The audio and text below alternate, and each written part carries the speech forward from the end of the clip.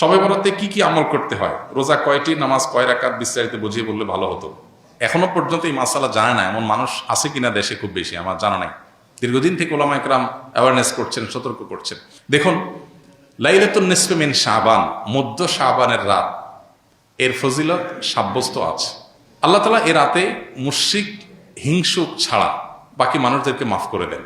এবং এ রাতের ফজিলত সংশ্লিষ্ট আরো অনেকগুলো হাদিস আছে যেগুলো জয়ীফ সূত্রে বর্ণিত, কিন্তু এই একটা হাদিস গ্রহণযোগ্য সূত্রে বর্ণিত হওয়ার কারণে অন্য যেগুলো আছে সবগুলোর একসাথ করলে মোটা দাগে লাইলাতুন নিসফে শাবান বা মধ্য শাবানের রাত, এটার নাম আমরা শবে বরাত দেই। আসল নামটা, হাদিস দেওয়ার নাম কোনটা?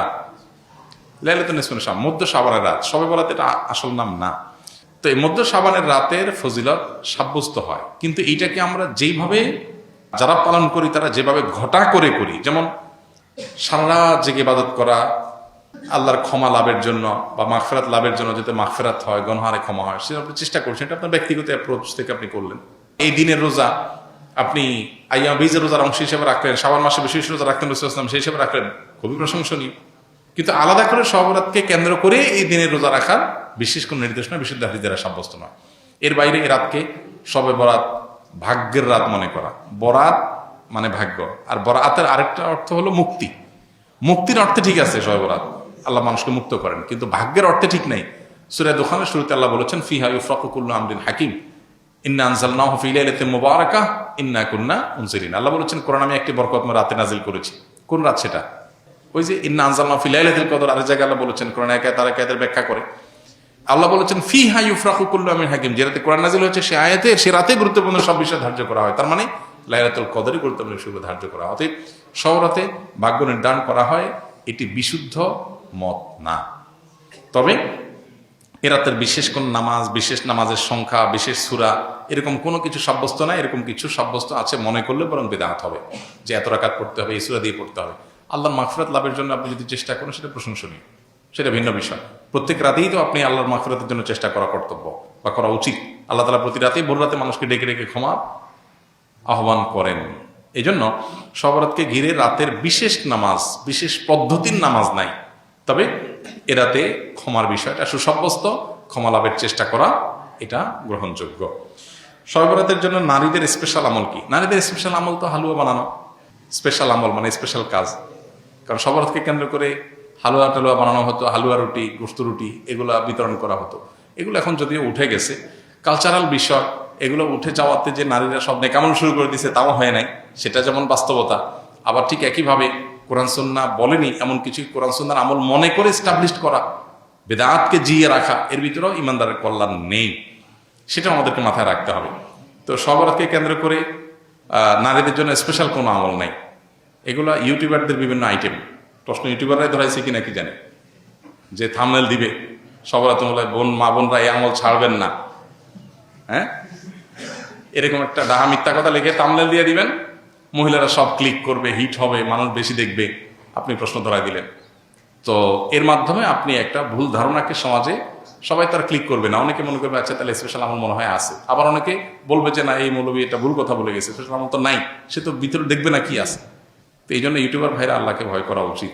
সামান্য ভিউয়ের জন্য মিথ্যা কথা, 2 নাম্বারি করা, হ্যাঁ, এবং চালাকি করা, এগুলো অনুচিত কাজ।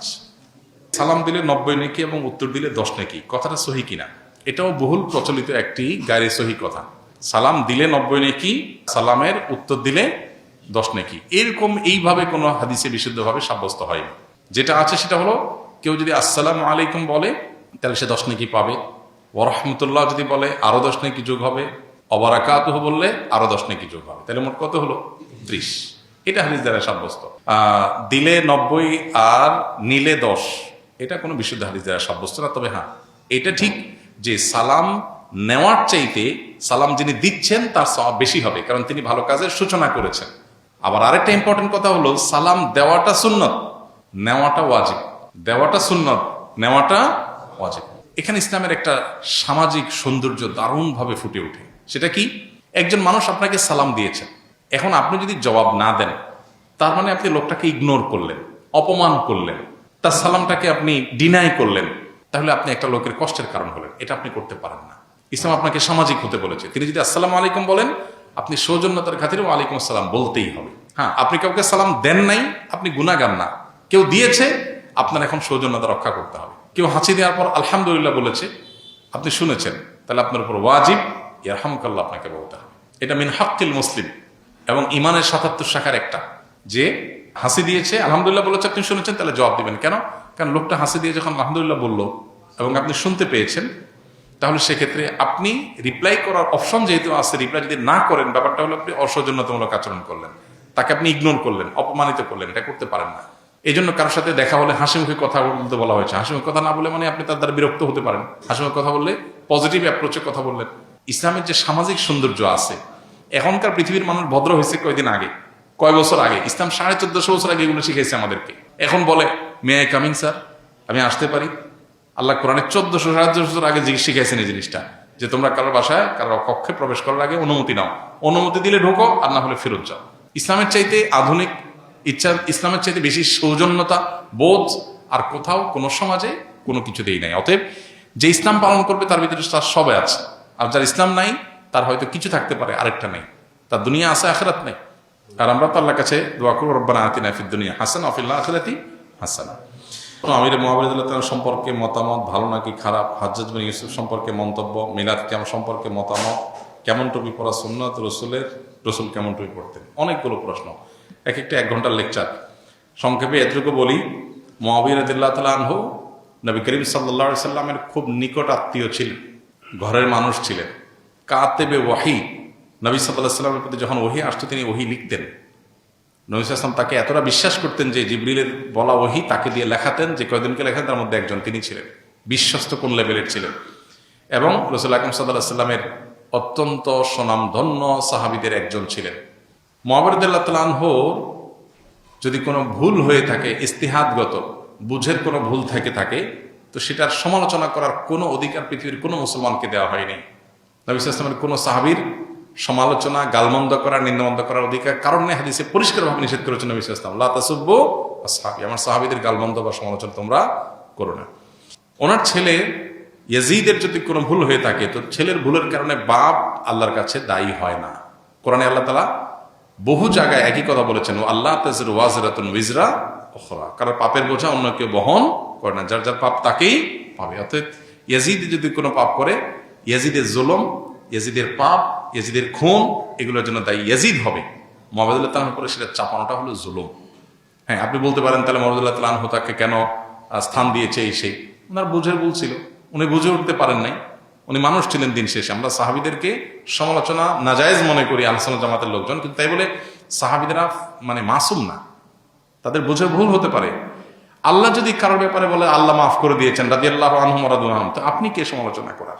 আল্লাহ যদি সাহাবীদেরকে বলে থাকেন যে তোমাদের পরে তারা আল্লাহর পরে সন্তুষ্ট, আল্লাহ তাদের উপর সন্তুষ্ট, তো আপনি কে সমালোচনা করেন? সাহাবীদের উপর সমালোচনার রাস্তা আমাদের ওপেন করা উচিত না। তবে হ্যাঁ, তারা সবাই নিষ্পাপ ছিলেন না, মানুষ হিসেবে তাদের ভুল ত্রুটি হয়েছে। সাহাবীদের মধ্যে কেউ জিনা করেছেন, আল্লাহ শাস্তি দিয়েছেন বা দণ্ড বাস্তবায়ন হয়েছে, কিন্তু এমন তওবা কবুল হয়েছে যে পুরো মদিনাবাসী তওবা দিলেও, তার তওবা সকার অপরাধ দিলেও তার ওই তওবাতে রিকভার হয়ে যেত। এই সার্টিফিকেট তো পাইছে।